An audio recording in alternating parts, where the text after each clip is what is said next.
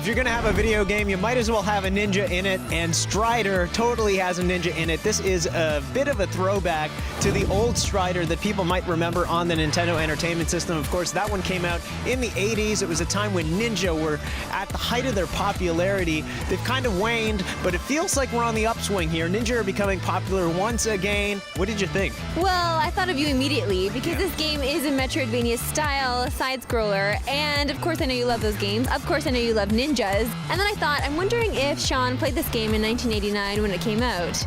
Well, I played the NES game as a kid. I never actually had an NES, so this is one of those games where I would go over to a friend's place. And one of the things I really liked about the original was you could get these additional power-ups and access different stages. It was pretty short, as I recall. I haven't played the original in quite some time, but this one has a lot of the same feelings that you would have while playing the original. For me, having the 20-plus years between the two is good. Sometimes you need a break from a certain franchise. There are some things that remind me of other recent games.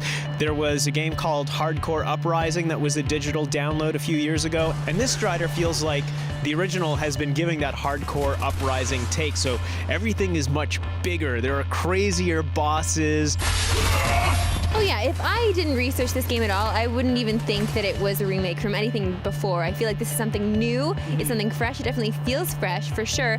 I personally never met Strider, he's a new character for me, but he was big back in the day, and he could have been so much bigger. He could have been the Mario of Capcom. It just never happened, so I kind of feel badly for him. But that's okay, we're taking control of him now. I love how we can climb up with him, and that's always a surprise for me. I always forget that, oh my gosh, yes, Strider can climb. Yeah. And it's so exciting to do it. It's really cool because a lot of ninja video games are presented in different ways, and Strider is not necessarily about sneaking around. There's lots of just run at people with your sword flailing like crazy, and you're slicing up these robots and all these other bosses. What did you think of the bosses? Because this felt very Japanese.